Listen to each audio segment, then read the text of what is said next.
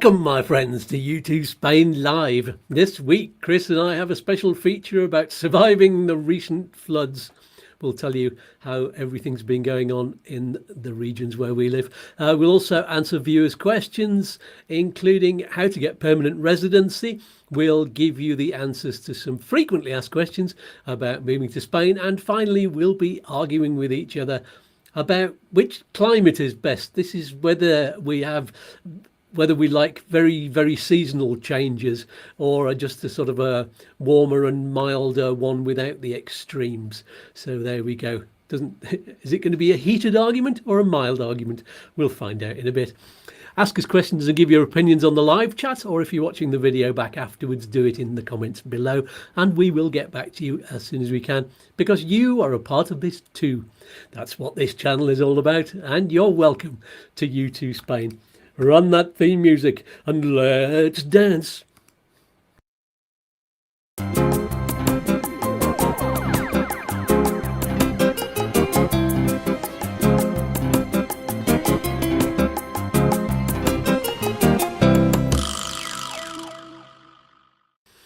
Oh yeah, that's groovy. And speaking of groovy, let's meet my regular fortnightly expert guests. He's my best mate in yours. It's Chris from Upsticks. Hola, matey. Hola. Hola, how you doing? Pretty good, pretty good. Still on the recovery line. And how are you with your bionic arm? Yes, yeah, good. Yeah, got it here, sort of dangling now. I heard you started trying to type and had to give up. Yes, yeah. This week I did got it. You sort of lift it onto the keyboard and start to type. About an hour of it, and that was it. Job done. But it's getting there, considering it was only a month since I stuck a pole in it. So yeah, that's not bad. Good recovery. Yeah, keep on recovering. Let's say look, we're going to move on really quickly. We're going to try and get the show into an hour today, so we're going to be tight. So let's have a look. We've got Paul Cook saying good morning, and Anton Cares. We both got an email from them, didn't we? Hola todos, minimum maximum 0 to 10 degrees over there in France. Peas and fluff, blah blah, the usual. Staying alive, glory again, arrivals survive, TTFN. Good to see your names there again. And Yogi, hola chaps, and great to see you both. Cheers. And you're safely back in the UK now. How's life in the smoke there? And Peter Newberry, good morning, Skatz and Chris. Great to see you both safe and well. Yes, we are, yes. And that's what we're here to talk about. To start with, we are safe and well. So let's go to our main feature, which goes like this. It's the main feature of the show. The topics in the title. Woo! There it is. So we're talking about storms and floods in this week's feature. We've had two separate ones, haven't we? The first one, which was mostly over Valencia way, but you had it in Malaga that first week as well, and then it came back a second time and hit you harder, I think, down there in the Malaga region. It was all kind of down the valley, wasn't it? The Guadalhorce, is that how you pronounce that? Yes, it's the Guadalhorce Valley. Surrounds it, has a lot of floodplains as well, and unfortunately a lot of those floodplains for 95 or 99% of the time are used for other purposes.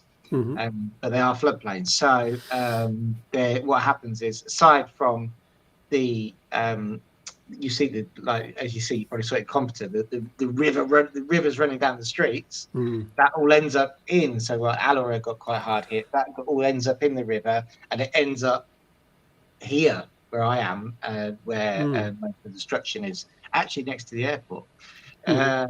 So yeah, but this time, look, you have to. I think you all received alerts as well, didn't you, on your mobile?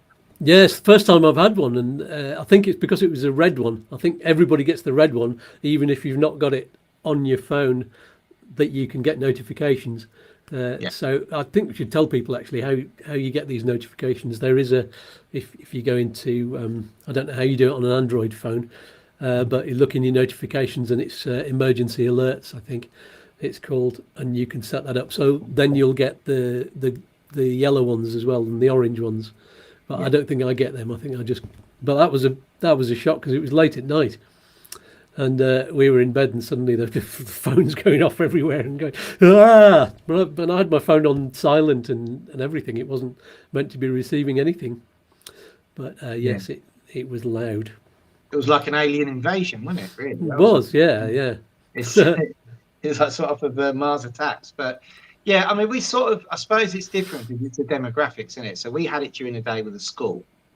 So you have this really like frustrating period where you're getting like we get a notification, and they're very good at communicating. Get a notification that they are thinking of closing schools depending on the development of the weather. Then you'll get one saying these developments are being developed, and we're looking forward to develop it further. Or we're developing it.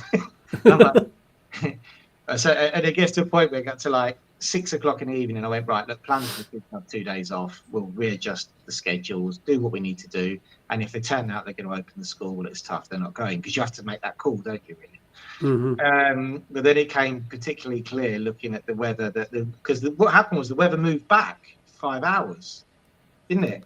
Yeah. It was supposed to be happening like first thing in the morning, wasn't it? Or even overnight. Yeah. So we all woke up to quite a normal day, and then literally when they said it was going to hit at 10 o'clock in the morning, we had a clap of thunder here, and it just came down. So they got it right. Yeah, they did. Yeah, I was in my office at 10 o'clock in the morning, and it actually here it was just slightly later, but we were getting messages on Facebook from people on the coast in Nerja saying it's coming down really hard here. And, so we thought, well, yeah, it's going to be hitting us soon. But yeah, it was looking like we had some kind of blue skies in between the clouds here, and there was no wind at all. We're thinking, oh, they've got it wrong again. And that's what loads of people saying in Computer the first week. Everybody was saying, it's not going to happen. It's just, they never get the forecast right. Yeah. And then it came down. But it's like you were saying about the valleys. We got the rivers flowing down the streets, waterfalls, and everything. It looked awful, but of course people are kind of used to that when it rains, and you put those boards in front of your door. You've got a board leaning up in front of your door so that the water doesn't splash up and get everywhere, and so everybody copes with it in the village.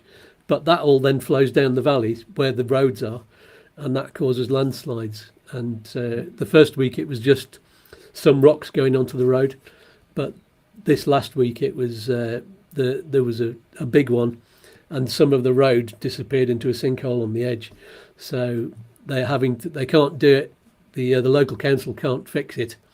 They have to call in the big national people to bring in their surveyors and make it well again. You know, it is really quite a serious fall. So that part of the road, one of the roads down to the coast, is impassable at the moment. The one down to Torrox, but you can get up through via the Algarrobo road. So that's okay. But yeah, people are still there's loads of talk on Facebook of how can you get up, which roads open, and can you use the goat tracks and everything like that to get up.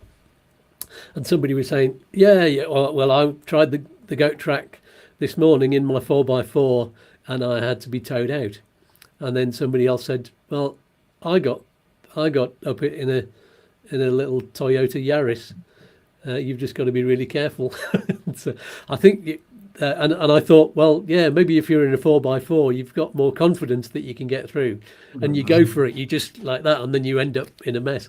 Whereas if you've got a little car that you've got to be really careful, then maybe there's a way through if you're careful. But absolutely. So yeah. Oh, Bengal Bert says Android notifications, advanced settings, wireless emergency alerts. Select which alerts you want. So I'll just put that up on the screen. That's how you set up your notifications. Thank you, Bengal Bert. I think it's similar for iOS on the iPhones.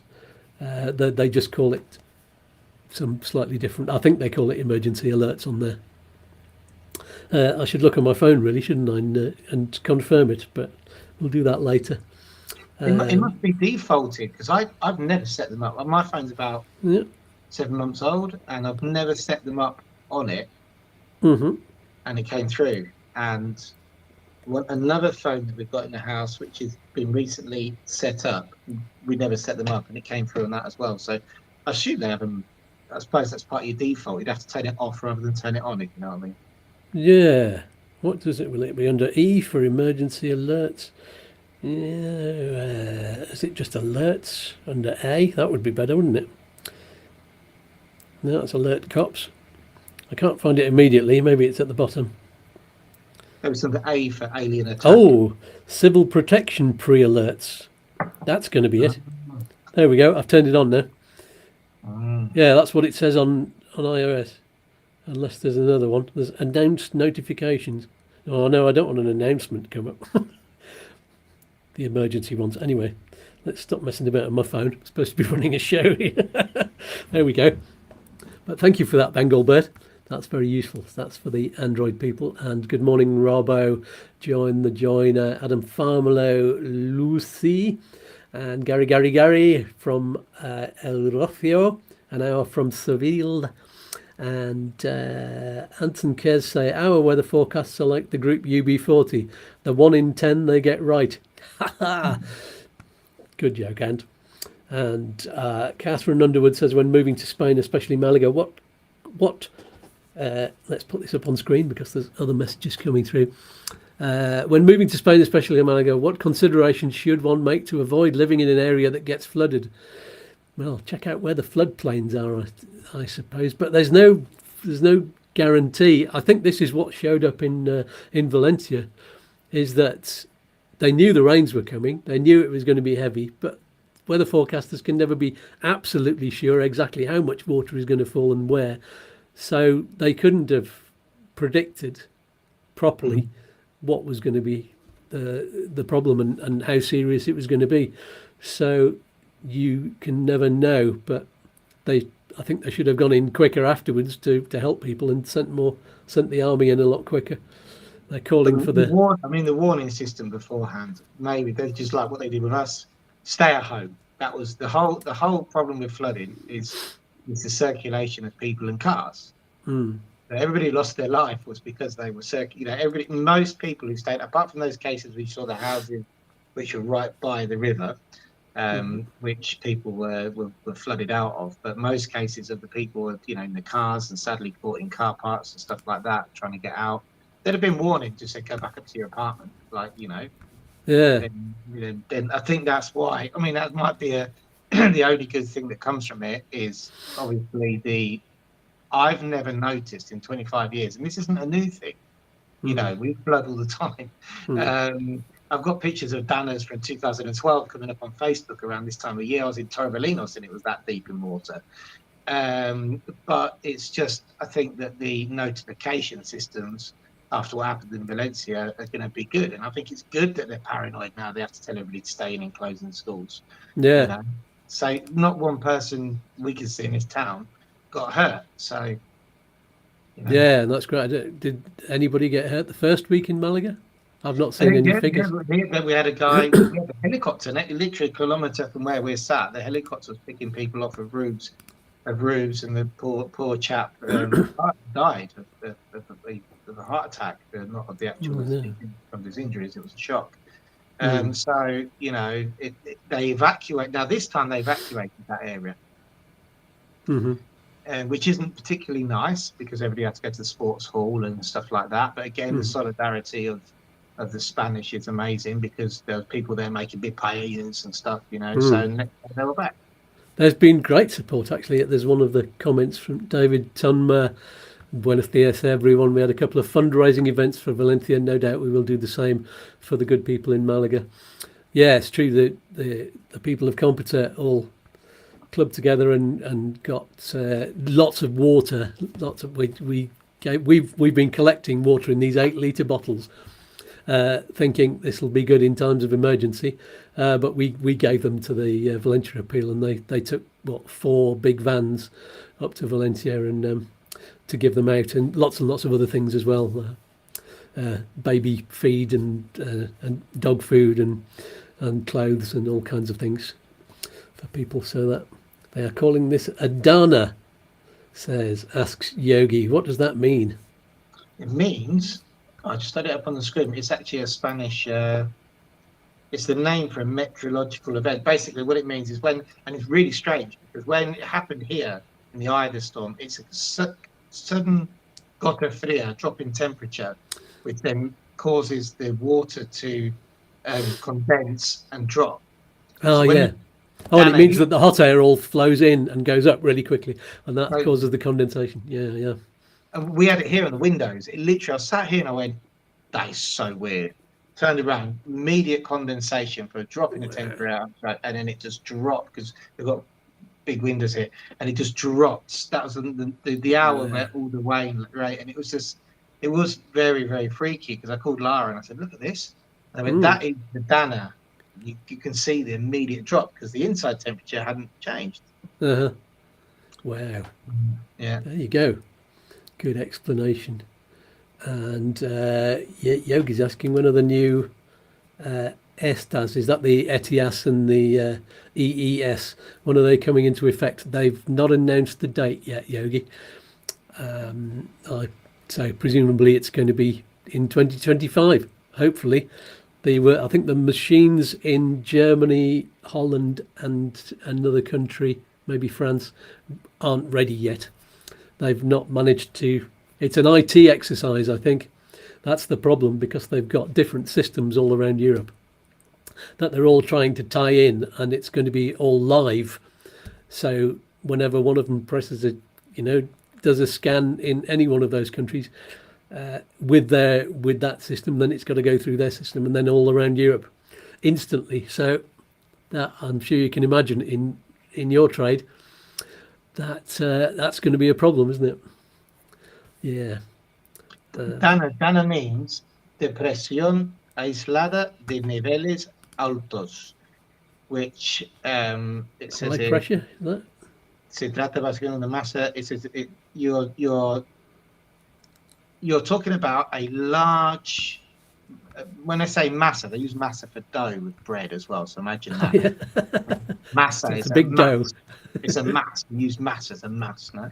So Yeah. mass, basically a high pocket of cold, isolated air, which then drops water. So that's why you suddenly get this temperature drop, and this is why as well places like sound like I know what I'm talking about. I only know what I read on the news. But it's like places like Ejido, okay, which had hailstones the size of golf balls. They had like a huge Dana, so it's like really, really, really, really warm, and then suddenly the Dana is the isolated pocket of cold air, and it hails rather than rains. Yeah, Mike Ripper says the trouble is that in extremis, water goes where water wants to go. Yeah, goes downhill, doesn't it? Ultimately, but yes. And Mike's also saying it used to be called gota fria, I believe. Is that exactly the same thing? Same thing. It's the gota fria is like the common terminology for it, really, the cold drop. Ah, there we go. Has there been, Jed asks, any modelling done on the future weather conditions in the hotter areas of Spain? I'm not sure, but I bet they're doing some now. Yeah. Yeah, I bet that does happen all the time, but yeah. Alarin de la Torre, after the huge gota fria we had in 2015, 16, can't remember exactly the year, but we got flooded. We were going down the road, you see, like right next to our medical centre, there's a trail of water there. It was just terrible. It's flooded everywhere. And they put in these huge storm drains through the town, and that was 10 years ago. And everybody was moaning because there was lifting up the roads. A couple of gardens had to be sacrificed. Did the job. Yeah. This time, even the fields didn't go underwater, and it was. So it definitely did its job. One of them runs past our office and goes under that roundabout there, and it's huge. So you've got to take your hats off. Credit where credit's due to the authorities. I know they're getting a lot of stick because of some, but I think it would have been so much worse in this town if that hadn't happened.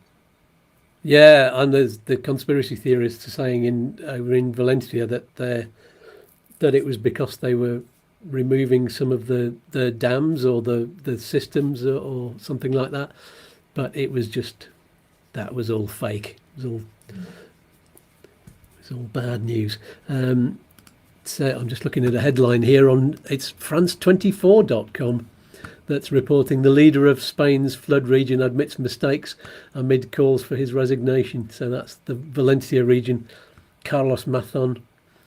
So yeah, he's defending his what was done over there at the moment. And yes, so there's lots of news comes to that. And there's another one for this is BBC. Valencia floods, Spain clings to fragments of hope in time of disaster. And it's got pictures of people, heroes going in and rescuing people and things like that. That's a bit more of a positive spin on the news there.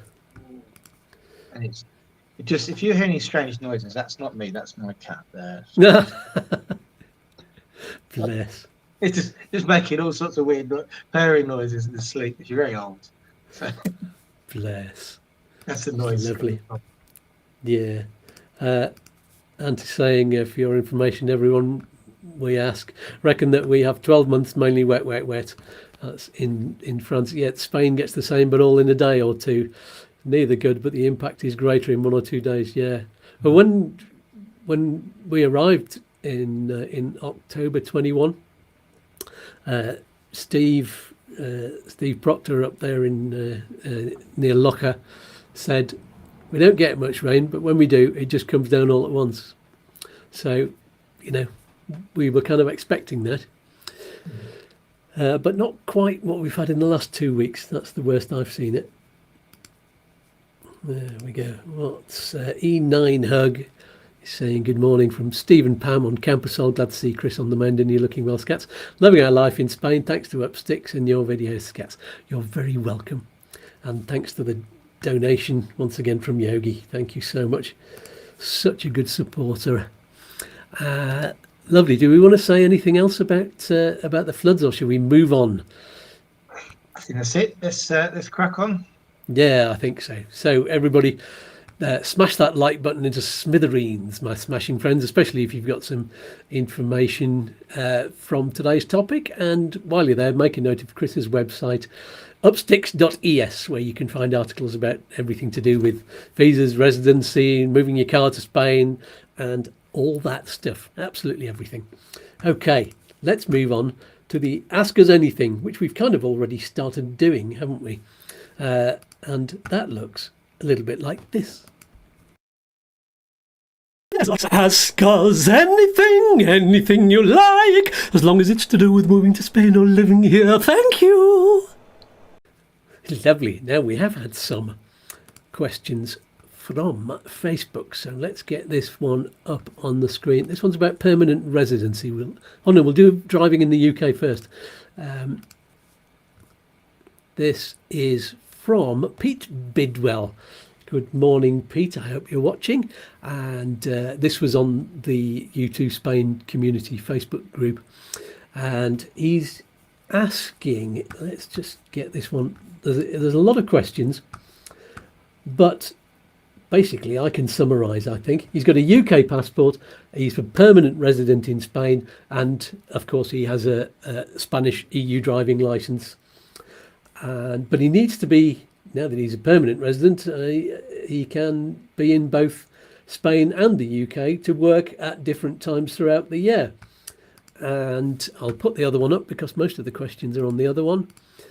And replace that one with that one. And that looks like this. Am I allowed to drive or own vehicles in both Spain and the UK on my EU licence? And if so, how many days can I drive? Like, basically, yeah, he's talking about can he use his EU licence and own a car in the UK? So, funnily enough, I did some research on this last year because we needed to bring that little red car with us that we've registered for Upsticks Drive. And if you look at the Spain, so you're permanent resident in Spain, evidently you have to have your Spanish driving licence, is exactly the same position as I'm in. So I'm permanent resident with a Spanish driving licence. And evidently there's no problem with you owning a vehicle here in Spain. You know, Spain don't care what you own in the UK. Here, no problem owning vehicles. That answers that question. In terms of owning a vehicle in the UK and driving with your EU licence, it's not a problem from the research, because I wanted to bring the car myself And the problem I could find was actually there's no problem coming across in the UK. There's no problem driving with a foreign license there because I've got Spanish residency. And if I own the vehicle, I can prove that it's mine.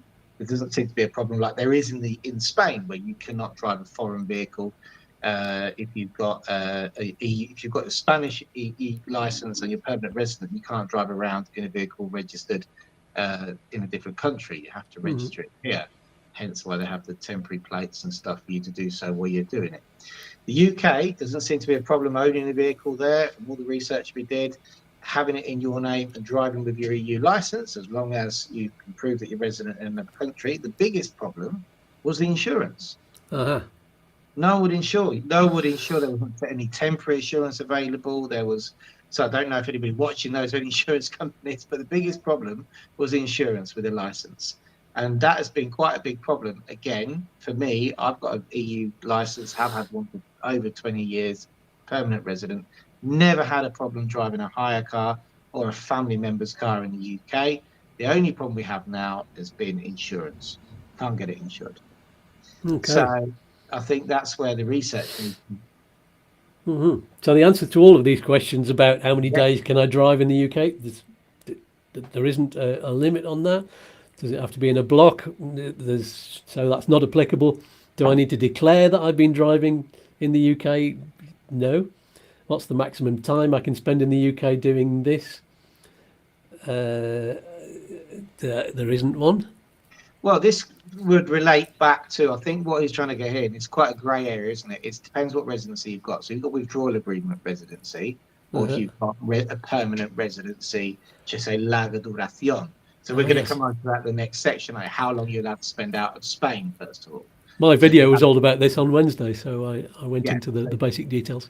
Yeah, so you're allowed your withdrawal agreement, in theory, they say you're allowed up to 5 years, etc., etc. So I think that's where that question comes from. I see, yes. So withdrawal agreement, you've got up to 5 years, haven't you? Yeah, a permanent residency. And if you're he's not EU, so that's the other one. But if he wouldn't be a permanent resident yet if he was if he'd arrived after Brexit, would he? So no. He's definitely a withdrawal agreement. So it's definitely a withdrawal agreement, which means it's the amount of time that you're allowed to spend in the UK without losing your residency here would be the amount of time that you can drive. But and then I understand that they need to say, well, hang on a minute. Well, what I need to then exchange it for a UK license because I'm going to be out of the country for more than a year. But he's working in both countries at different times, so I would say stick to your permanent residency, your license, and that you can own a car and you can prove that your permanent residence is in Spain. So and if your main residency is in Spain, then that's where you're tax resident, and you should keep your EU license. So I think that covers all of the questions. Pete, if you're watching either now or watching back on the video, then if you've got any more questions, then feel free to ask them in the comments below. There we go. I think we've covered that one. So let's move on to the permanent residency question, which we can get through quite quickly, I think. And it basically says, I have a temporary residence card, married to a Spanish citizen. It runs out in 2 years exactly. So what are the rules for me to get a permanent one after this one has expired? And she also says, I read somewhere that the rule is not to have left Spain for more than 10 months in the 5-year period. Is this correct? That bit isn't correct because you're the partner of an EU citizen. So you can be out for up to 6 months a year. That's right, isn't it, Chris? That's right. Yeah. So that's because it's an EU residency. It's basically at the end of the 2-year period, it's proving that you maintain the circumstances in which you got your temporary residency, and then you'll be given your permanent residency after that. So that's basically it. But there has been a change in circumstance, and you have to explain why and how you have maintained your residency legally in Spain, basically. You've done 5 years of your temporary residency. The 10 months relates to the NLV, which people get confused with. It's not with EU family members. then you'll get your permanent residency off the back of that. Right, that's a good short answer. Tracy, if you want to know any more, then do ask again on the YouTooSpain group. I think that's where you were asking me the question, or if not, in the comments below. And there's a question here from John. It's just John. So he's on year 1 of the NLV, wants to become self-employed in Spain as soon as possible. Should he renew his non-lucrative visa for years 2 and 3 first and then apply for self-employment, or are there better options? If you can afford to renew it first, then a lot of people can't. That's why we need to go self-employed at the end. So yes, I mean, it would give you that window. You can renew and then apply for residency on a different basis afterwards if you want to. So yeah, if you apply for residency during the renewal period and it was rejected, then you might have a problem. So if you apply to change, then I would say I'll do your renewal and then go for the switch. And sometimes people applying for self-employment visas, it takes quite a while for it to go to fruition. So yeah, it is safer to do that. He was also asking... Now, at the moment, the sub-delegations are very slow at the moment. Yeah, he's also asking, do I need to show 2 years of paid insurance for years 2 to 3 renewal, or would it be enough to show you have an active policy in place for any length of time? I think you need a whole year, don't you? Good question, actually. No, because the problem is now is what happens at the end of that renewal. The health insurance thing is a very good question, because depending on what part of the year you are going to renew, it depends on how your policy is going to run. Now, what happens is most policies, they will try and get you on an annually renewable policy from January, albeit your initial NRV was 12 months from the time that you entered.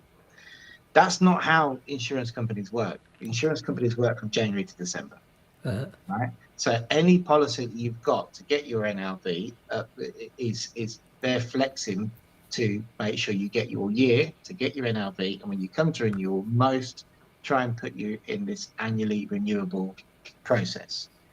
Now, what happens is, for people up to around October, you will renew until the end of the year, get a certificate you've renewed, and the certificate will say it's annually renewable. Most of the time, that's accepted.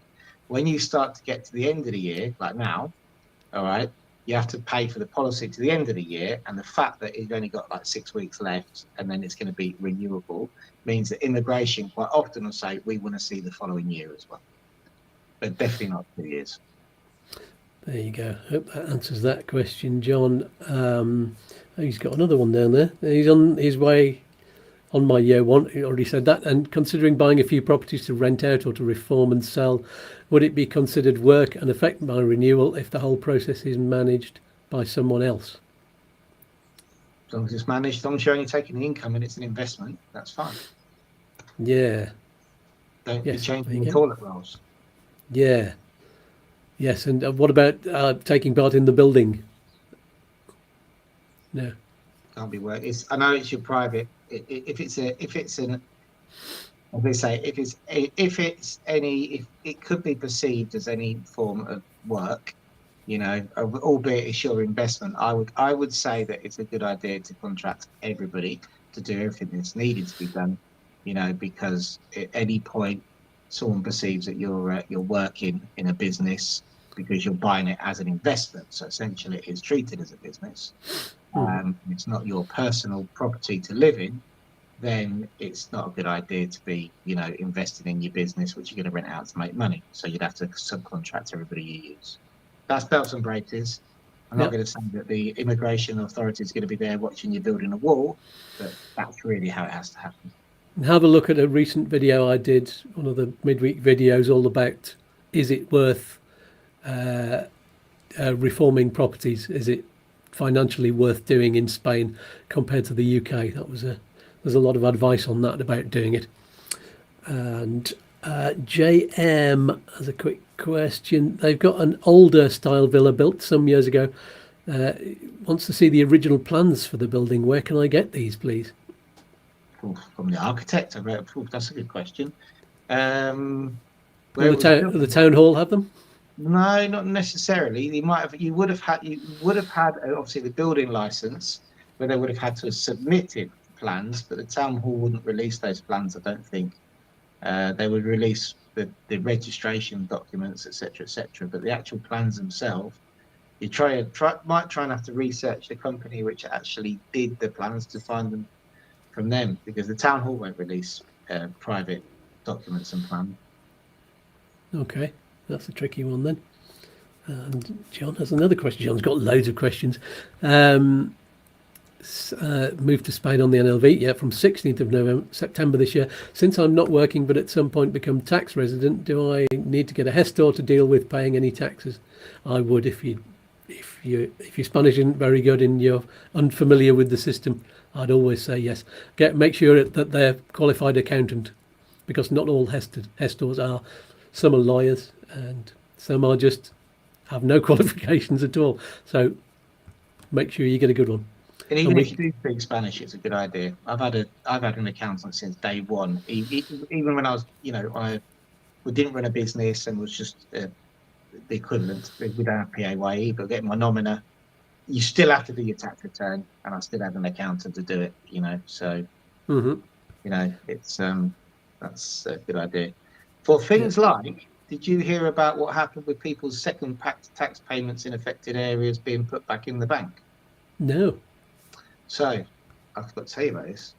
People who live in affected areas, and it's published in the BOE, i.e. Alarin de la Torre as well, okay, when you pay your tax, you can divide it into 2 payments over the year. So when you do your annual tax payment, they come back with how much you have to pay, and then you can pay half then, and you can pay half with no interest on the 5th of November. So most people split their payments. The people in affected areas by the flooding, everybody paid their tax on the 5th of November, and the 6th of November it came back into the account. Oh. So the government has lent everybody their own money back so they can sort out their own problems, and then they're going to charge them again on the 5th of February. Oh, okay.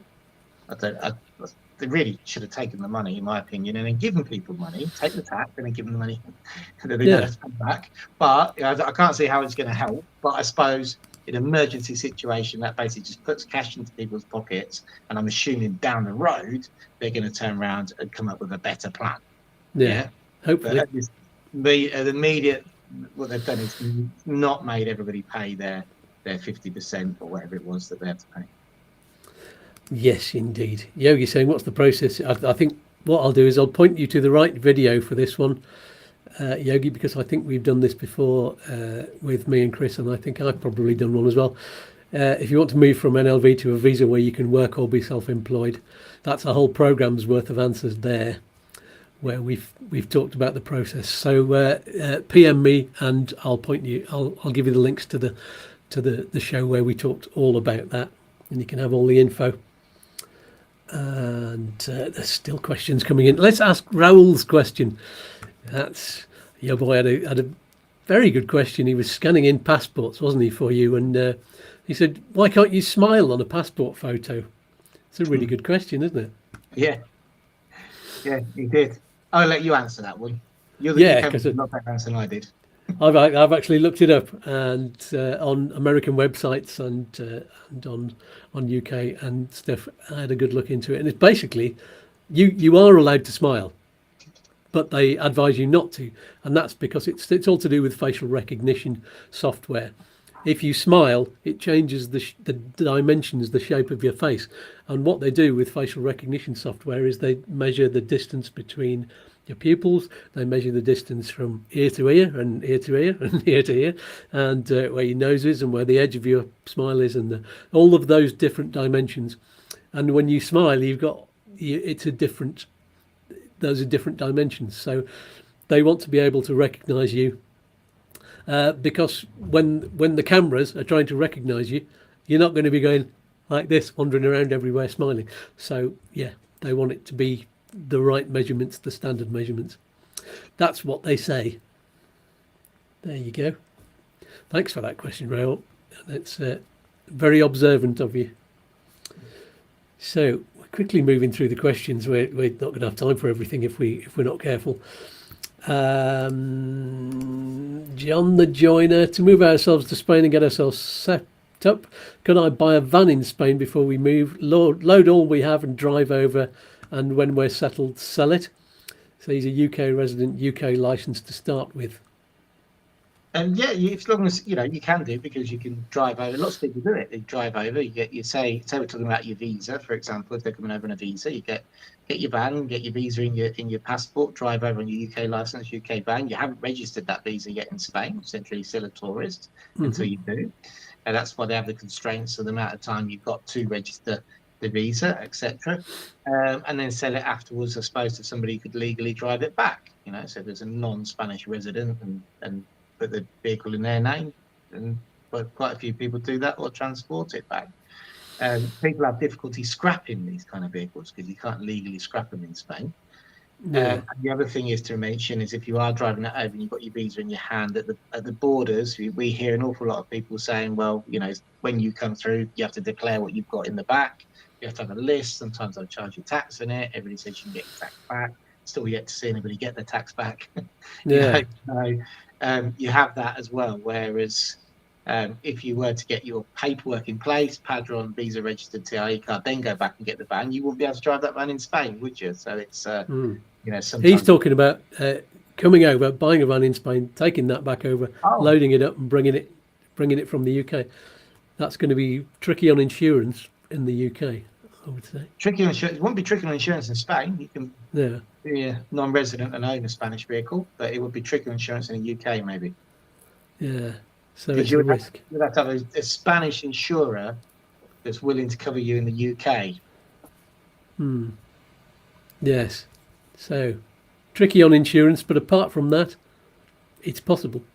Yeah. And a lot of people have asked the same question. Yeah, we were going to do that from Ireland, but in the end, we changed our minds because it was too much. So actually, let's move on with we'll do that for the live chat. We'll answer any more questions later on if we can. And just a little piece of information, quick advert from me. Currency exchange rates, been going through a lot recently. I'll sum this up very, very quickly. I recommend you use Smart Currency Exchange because they're friendly, and especially if you're buying a house, because they deal in larger sums of money, and they're one of the only companies, I think possibly the only company, who guarantee the whole amount.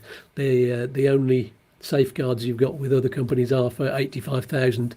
That's the standard amount, but they've got a special deal with Lloyds Bank, I think, where all the money is guaranteed by them. So and it also means that with their Spanish bank accounts and their English bank accounts, they can transfer without getting charged by the Spanish banks, so you get lower bank charges. So give them a try. Use the link that's in the video description below, and you'll be helping YouTooSpain out at no cost to you. It's a win-win-win with a cherry on top. So let's go very quickly to our frequently asked questions, and that goes like this. FAQs just for you, but some of them might not be so frequent. Yes, indeed. We'll go through these ones really quickly. And they are, number one, can you travel if your TIE card has expired but your new card is in the application process? You can. They say it depends on what stage of the application process it's in. If you've got your TIE, it depends. If your TIE card has expired and you're still waiting for your new one to be approved, then in theory you need to get a document called authorization of return, autorización de regreso, which you get from the extranjerías. Normally appointments in some provinces are really good, Malaga, Alicante, Murcia and Almería, forget it. And you carry on that document, which would authorize you to return back to the country. Now, one thing about this is that because we're in the Schengen zone where you're not required to have a visa to enter the country, I've never seen anybody ask for one. So plenty of people get them in proportion. But most people travel backwards and forth with their passport anyway, never be asked one to get their stamps. But anyway, in theory, you're supposed to get one. Have I ever seen anybody ask for one? Never. But if you have your reapproval and you've been to register your card and you have a document called a resguardo, then you would need to take that with you instead of the authorization of return. Whatever happens, I would say the best thing to do would be, if you are traveling and can't get the authorization to return, which is many cases, appointments that aren't possible, whatever, make sure you take proof of the submission. We always download from the government website the proof that it's in process, and they can check that. And then if you have had your card registered, as I said, take the proof, the resguardo, and but you can travel. So everybody's looking forward to a home Christmas. Yay. Brilliant. And question 2, can you use an online bank account certificate for your renewal? Right, so you can now with certain banks in Spain. So people like the BBVA. Am I allowed to mention bank names? Yeah. The BBVA, La Caixa, Sabadell all have digitally verifiable documents on their desktop software. You can do it with the app. So yes, you can. Okay, great. And number 3, this is a fun question. I like this one. Can you take your dog to your appointment at the extranjería? We got an article, half written about this. We always advise people not to. I'm going to tell you why. Okay, and we're dog lovers at Upsticks, you know, and I know you are as well. But we have this question sometimes, and because people obviously don't want to leave the dogs at home, and sometimes they have to travel quite far to get to these appointments, right? But the problems we have are, we can never really judge the times of the appointment. So we can't say, oh, we'll do one for you in an hour and one for you 2 hours later. We just don't have that luxury. In fact, it's the opposite. When the appointments come up, like they did do yesterday morning, they opened. Jane, who is like Inspector Clouseau when they're opening, you know, because she works stage 2, so she knows when everybody's, I've just got an appointment. She'll be like, right, red alert, Maria's open. You know, drop everything you're doing and book like a crazy person for 3 minutes, because then it closes straight away. We're not even looking at the times. We're just trying to go bam, bam, get your appointment in. So we could never guarantee that there'd be the flexibility for one to stand outside from the other one. Our translators can't hold dogs outside, evidently, because they're supposed to be inside working. And even if they don't get inside, they need to be there for any emergency measures or questions that the police might ask, which they can't do with a dog.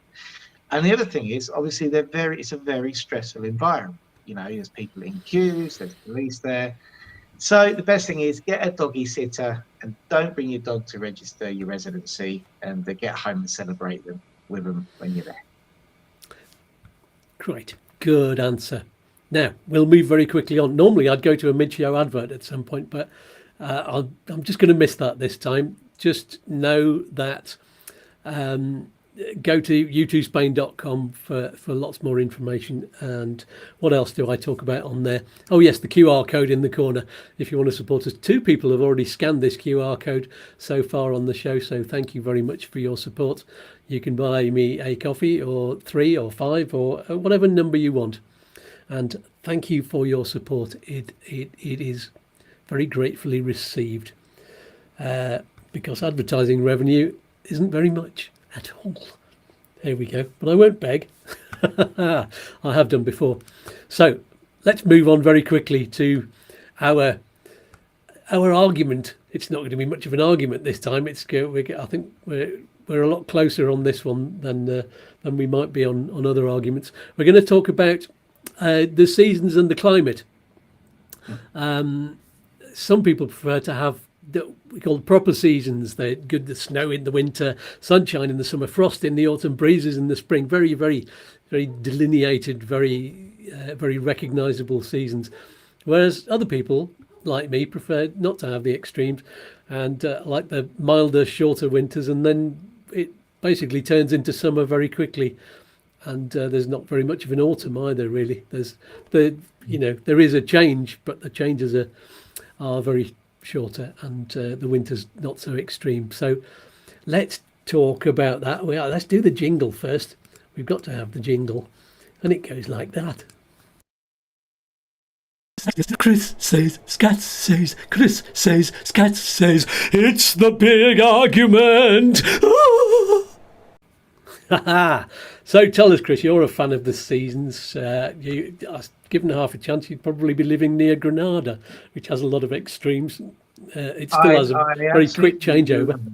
Yeah, love it, love it. I love, there's, I think that it's just, the climate in Granada, I do like a lot more than the climate here, I have to say, in Malaga. It's just that freshness in the morning. We've seen -7 in Loja before. Yeah.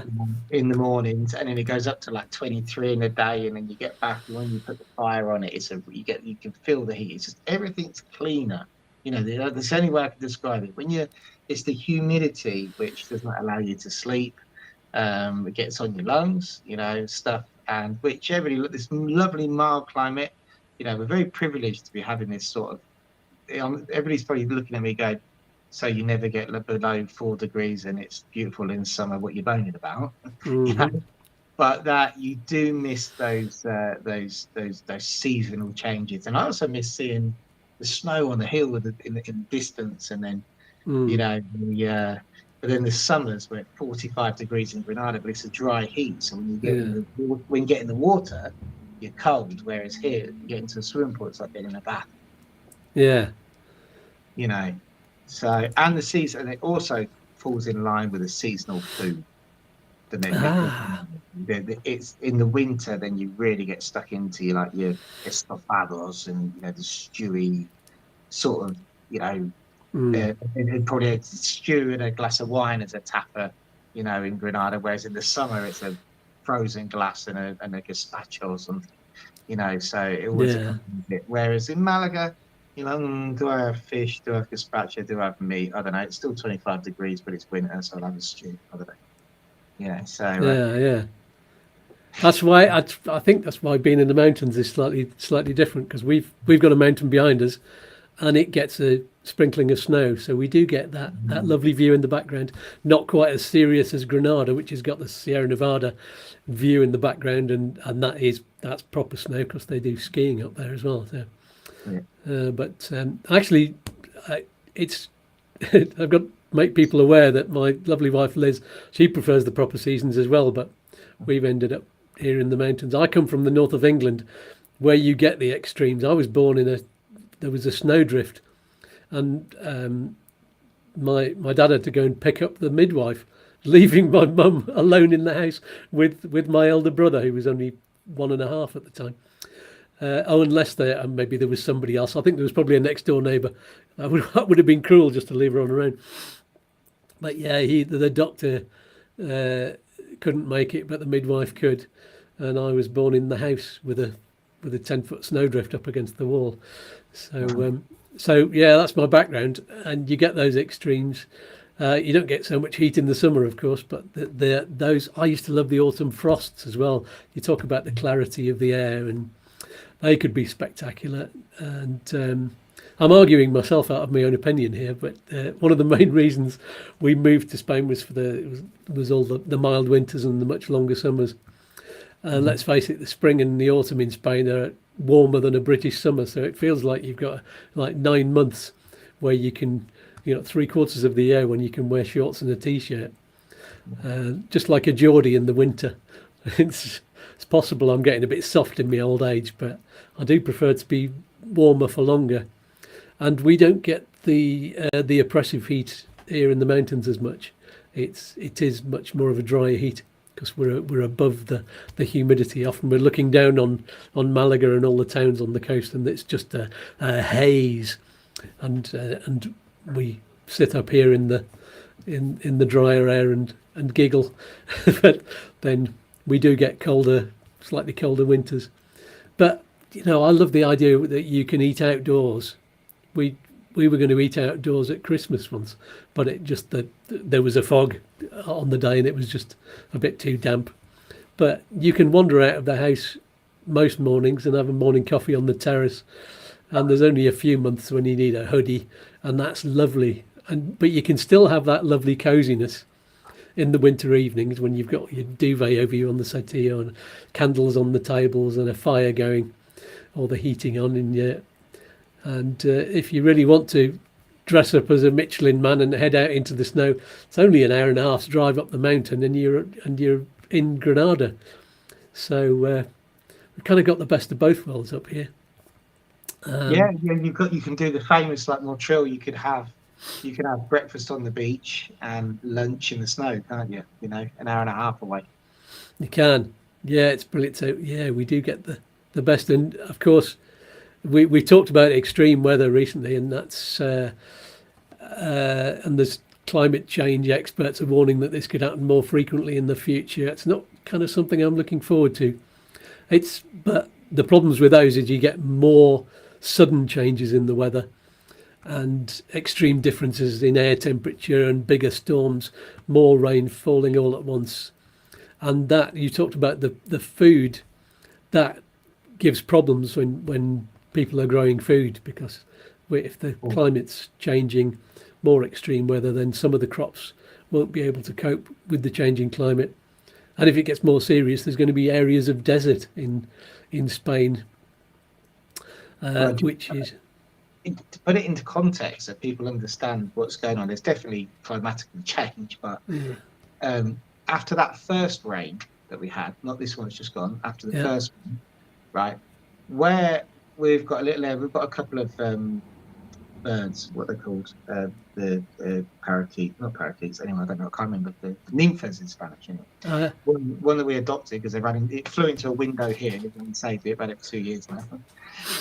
It's a pet of somebody's, but we had a bird food and outside, and obviously some's gone thrown on the floor, and it's got sunflower seeds in it. After that first rain, there's a huge drop in temperature, and it went straight up. There's sunflowers growing in middle November. Wow. Sprouted up, and I'm like, hey, look, that's sunflowers. They've obviously come from the food that's been thrown or whatever. And also my chilies, I grow chilies here, and they're actually perennial. They'll come back every year. You cut them back. Right, well, I cut them back at the end of the month, and then they should come back in February, and 2 of the plants have just flowered again. So they're completely they don't know what they're doing, you know. So, well, you saw the chilies when you came to ours, didn't you? I did. I tasted them. Yeah, blew the top of my mouth off, and I like hot. They're good ones. Yeah, that's absolutely. Have you got any more left? Well, I will have soon, apparently, because they grow in the winter now. Cool. Yeah. Let's do that. Having hot Christmas dinner. Again, Christmas is the day everybody goes out. We normally go to the beach here at Christmas. You know, go down, have some food down there. It's normally warm. We're going to be talking actually about, I think on our next show in 2 weeks, I think the debate's going to be about, do you have a traditional Spain festive period, or do you still have a British one?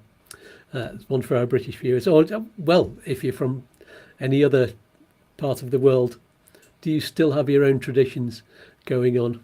I know we still have a British Christmas dinner, really. But I think our son can't make it. He's working at Christmas now. He's a qualified nurse. He doesn't get the choice. As he's a new nurse, I think everybody else gets the choice of whether they can take Christmas off.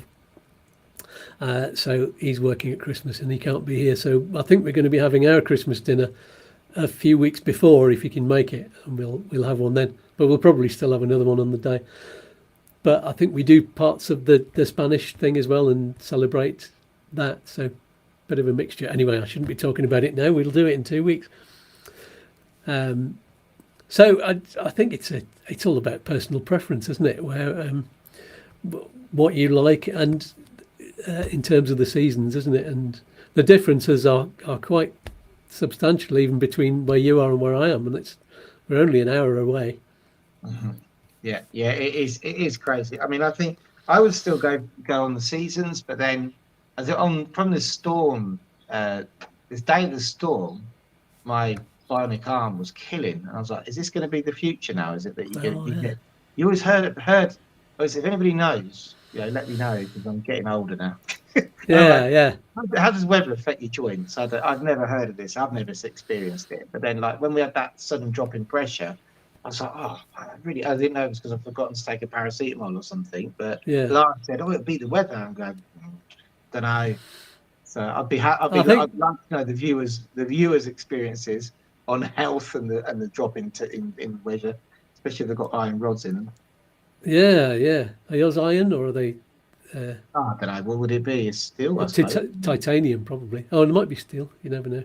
Not on the Social Security. It might be might be recycled coke out of Recycled. Yeah, it's just a bit of an old shopping trolley that they've stuck in you. I'd love to think it was titanium. I don't know. When I put it into this K-pin thing into the YouTube, they said it's generally stainless steel type thing. But does that expand? Yeah. I don't know. Or contract? I don't know. I think. I mean, it might be colder. It might do something, and I think when you have what's it called, arthritis or something like that, and it's to do with the damp and something else. So that can affect. Some people can feel when the pressure's gone down or up or something like that, and yeah, you can get more achy hands and things. So the weather can affect you in some ways, and it can affect if there's pressure on there. You can get more kind of sinus problems and feel like you've got cold. Wow. So yeah, I don't know about arms though with rods in them. Maybe it's like just don't go out in a lightning storm. You don't want to be a rod. They'll wake up in the morning and go, oh, it's going to rain at 2 o'clock today. Yeah, that would be good. You could be an official weather forecaster. Start a new channel. We had a question from David Johnson, and he's repeated it later on. Thank you for reminding me, David. I hope you're still with us. Moved to Spain in 2021 on an NLV, but due to health issue came back 9 months later in 2022, so didn't renew our NLV. Do you know of people reapplying for one a few years later, please? Is that... It shouldn't be a problem as long as... I mean, I don't know if you deregistered or just let your residency run out. But if you're not currently holding residency in Spain, obviously the years that you spend don't count towards your temporary residency. That's a question we have quite a bit. It's got to be continuous because they look at the 10 months absence at the end of absence from Spain at the end of that period. But if you haven't got any reason not to be granted it, i.e. you don't have residency in Spain and you've got no criminal records, no debts, etc., in Spain, then there shouldn't be a problem. Brilliant. But what I would say, though, is in the avoidance of doubt and confusion, write a letter explaining this when you make your application. Mm-hmm. Yeah. Tell them your situation because it's a health thing. They'll... You never know, they might show some sympathy for that. I doubt they won't make it any easier, I don't suppose, but they might not be as negative. I don't know. They're human beings in the offices. More or less. More or less. Some of them. Yeah. It depends. I should put that up on the screen. Jed says, always remember that back in the UK we practically enter hibernation for 6 months of the year. I remember living in Ireland as well, and we had a great big garden and the opportunity to sit outside all the time. We could have had parties, but I think there was only once we had a party, and that was for when there was a meteor storm, and that was at night, and we actually sat in the dog run with a load of deck chairs and facing the sky, drinking bottles of wine. And so, we couldn't have parties in the garden. So that's one of the reasons we came to Spain. We can sit outside when we want. Anton Kes says they've started building an ark, and also 100% agree, Skatz. Got older, need warmer. And he also says weather and joints definitely linked.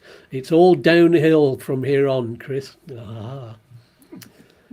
And Dave Johnson says, thank you both much. Great. Well, we've gone slightly over the hour, but so we'll wind up now. Thank you so much for all of your questions. I hope you all enjoyed the show. Don't forget to click on the like button and tell us why. And we've had a third person donate on the Buy Me a Coffee. That's wonderful. So, don't forget to subscribe, that's the word, if you haven't already, and join me and Chris every 2 weeks. We've got only 2 more shows before Christmas. I was going to ask, 14th of December will be the last show this year. I'm going to take a holiday for the other 2 dates before the new year. And I think it would be great if you could all, our wonderful fans, could make a little, less than 30-second video. If you can say it all in 10 seconds, even better. give us a season's greetings, a happy Christmas, happy New Year, whatever you want to say, as long as it's clean, and send us a little video. If send it this way round, landscape, not that way round, because that's the shape of the screen. So there we go. Yes, send us your videos in, your happy Christmas videos, and we'll put them in. And maybe we'll get some of you on live to say happy Christmas. If you want to do that, then let us know on either below this video or on YouTooSpain community Facebook group or page or something like that.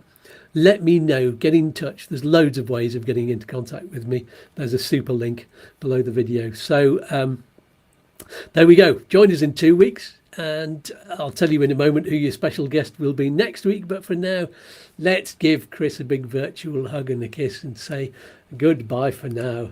See you in 2 weeks. Bye-bye. Enjoy your weekend. Yes. So, what a lovely show that was. And I hope you all have a good weekend too. Who do I have on the show next week? I'm happy to say we have a brand new guest. We do. She's a lawyer from Fuengirola called Charis, and she's going to be updating us on the golden visa because there is some news about that.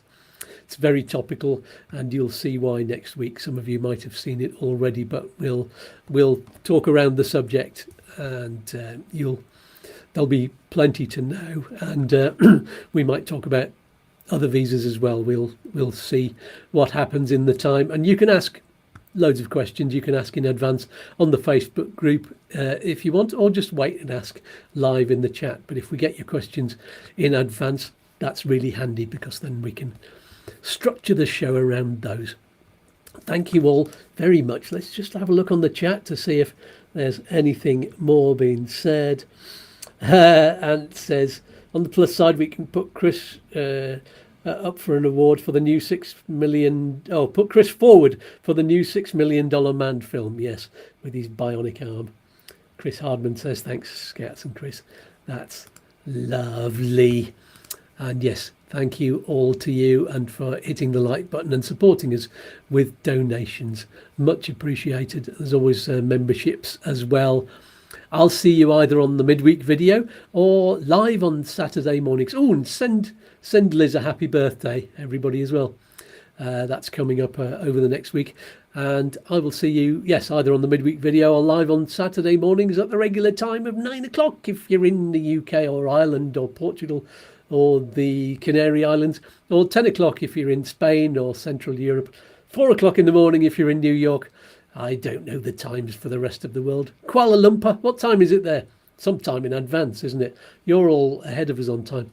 Anyway, that's all for this week. Somebody pass around the storm cookies. Peace and love, peas and fluff to you all. And here's one final message to you all from the voices in my head at YouTooSpain. Bye-bye for now.